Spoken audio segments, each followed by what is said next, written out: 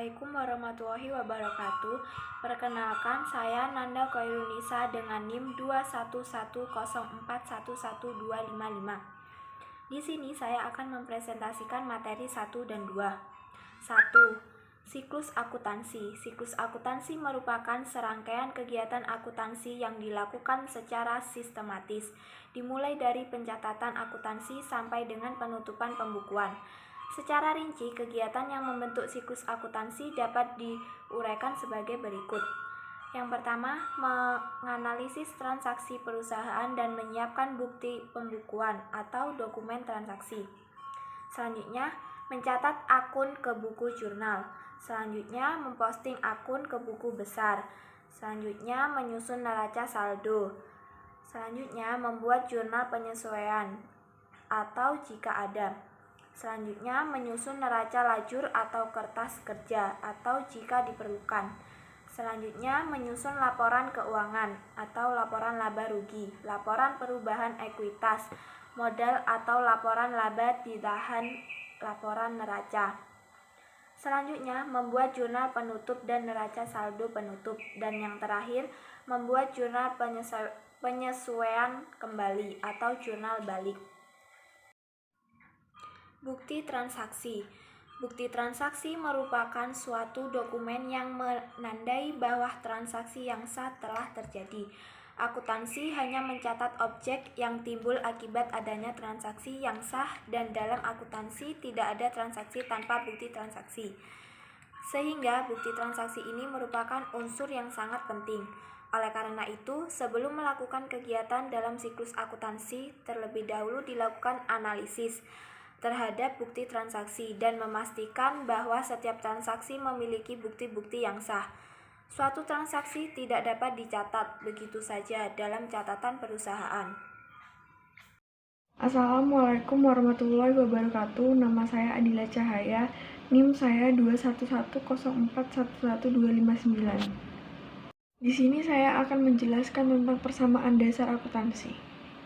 Persamaan dasar akuntansi. Joel adalah seorang pengusaha yang ingin memulai sebuah perusahaan yang menjual alat-alat musik.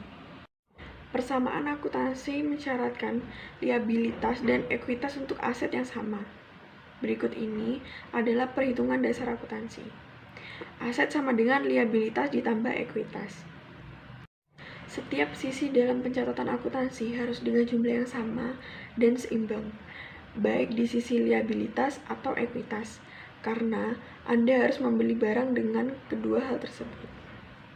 Liabilitas sama dengan aset dikurangi ekuitas. Atau Anda dapat menggunakan persamaan akuntansi dengan menghitung berdasarkan ekuitas itu sendiri. Ekuitas sama dengan aset dikurangi liabilitas. Perkenalkan, nama saya Angelita Lailia Putri, NIM 21104111260. Di sini, saya akan mempresentasikan tentang basis akuntansi. Basis akuntansi merupakan teknik akuntansi yang berpengaruh besar terhadap informasi keuangan yang dihasilkan oleh setiap organisasi dan instansi pemerintah.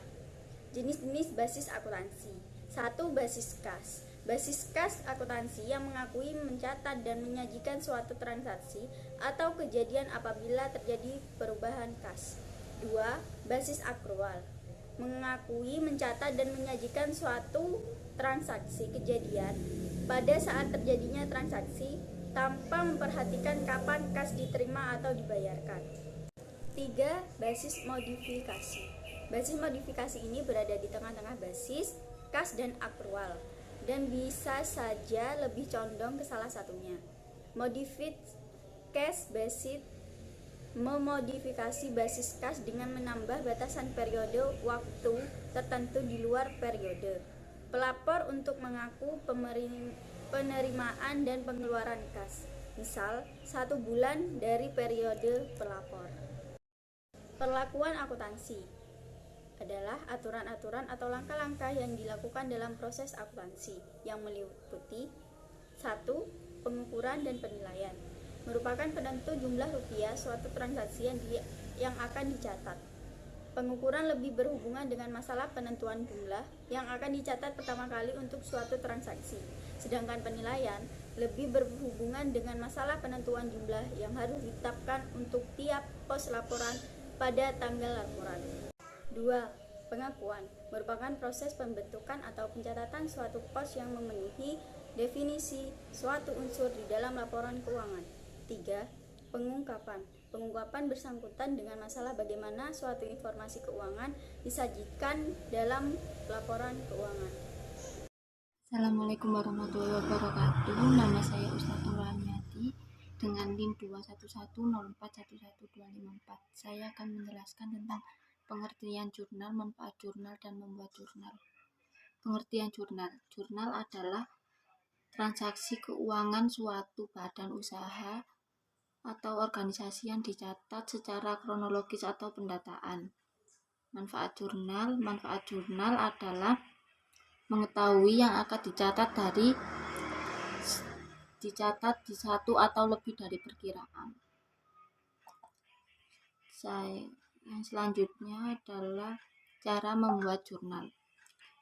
Cara membuat jurnal yang pertama, pemilihan judul, abstrak, bagian pendahuluan, hasil, pembagian pembahasan, kesimpulan, daftar pusaka.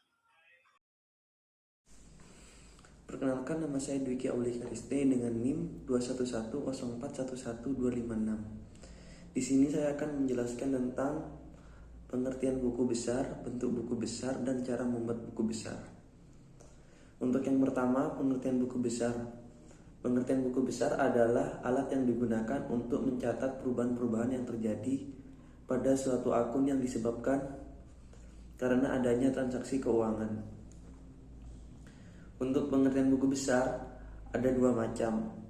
Yang pertama, buku besar akuntansi ledger adalah suatu kumpulan akun-akun yang digunakan untuk meringkas transaksi yang telah dicatat dalam jurnal. Yang kedua, buku besar akuntansi perusahaan juga dapat diartikan sebagai sebuah tahapan catatan terakhir dalam akuntansi ataupun book of final entry yang menampung ringkasan data yang sudah dikelompokkan.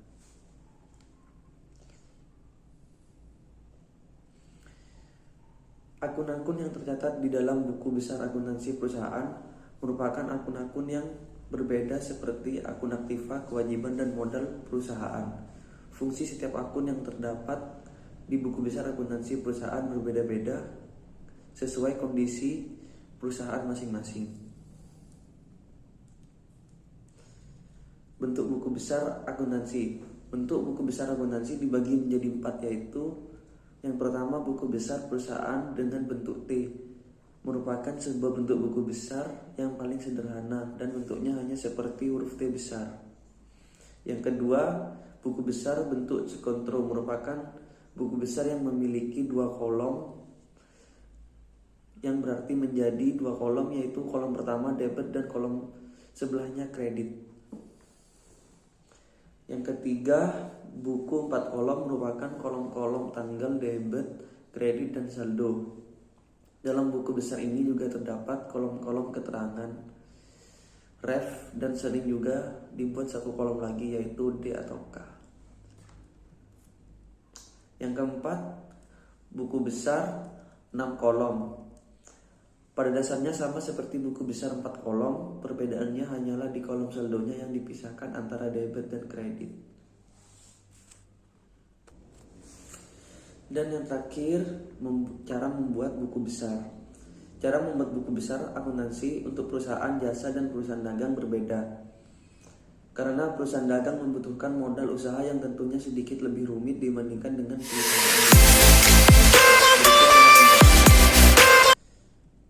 Yang pertama, cara membuat buku besar perusahaan jasa. Langkah pertama, menyiapkan lembar buku besar yang akan digunakan. Langkah kedua, menulis tanggal transaksi pada kolom tanggal. Langkah ketiga, menulis saldo awal akun. Langkah keempat, mengisi keterangan atau uraian transaksi dari akun yang bersangkutan pada kolom uraian. Dan langkah terakhir, isi kolom tersebut dengan sesuai hasil penambahan atau pengurangan dari tiap-tiap transaksi yang terkait pada akun. Yang kedua, cara membuat buku besar perusahaan dagang. Kurang lebihnya sama seperti perusahaan jasa. Perkenalkan, nama saya Umi Kulsum Komariah dengan NIM 21104111258. Di sini saya akan menjelaskan tentang neraca saldo dan menyusun neraca saldo. Pengertian neraca saldo adalah suatu laporan membuat daftar akun besar beserta saldonya, baik itu akun bersaldo debit maupun bersaldo kredit. Dengan neraca saldo kita akan lebih mudah mengetahui susunan aset, kewajiban, ekuitas, pendapatan, dan beban serta saldo-saldonya. Jumlah saldo debit dan kredit harus sama. Jika jumlahnya berbeda, maka telah terjadi kesalahan. Adapun indikator kesalahan dibagi menjadi 3. Yang pertama, kesalahan dalam menyajikan neraca saldo, yaitu salah menjumlahkan angka pada saldo debit dan kredit, salah mencatat angka saldo ke akun neraca saldo, salah memasukkan saldo akun ke kolom yang seharusnya, salah karena ada akun yang tertinggal atau tidak dimasukkan. Yang kedua, kesalahan saldo akun, antara lain salah menghitung saldo akun, salah menempatkan saldo ke akun. Yang ketiga, kesalahan posting, yaitu salah memasukkan jumlah ke akun, salah mendebit dan mengkredit saat posting, salah karena mengabaikan posting debit dan kredit. Selanjutnya, langkah-langkah menyusun neraca saldo dibagi menjadi 5 tahapan, yaitu yang pertama, lakukan analisis terhadap seluruh proses transaksi bulanan perusahaan. Yang kedua, catatlah transaksi tersebut ke dalam jurnal umum. Yang ketiga, buatlah buku besar sesuai dengan jenis perusahaan tersebut. Yang keempat, posting atau pindahkan semua transaksi dari jurnal umum ke buku besar yang telah disiapkan sebelumnya. Yang kelima, buatlah tabel neraca saldo, kemudian pindahkan setiap jenis akun pada buku besar neraca saldo.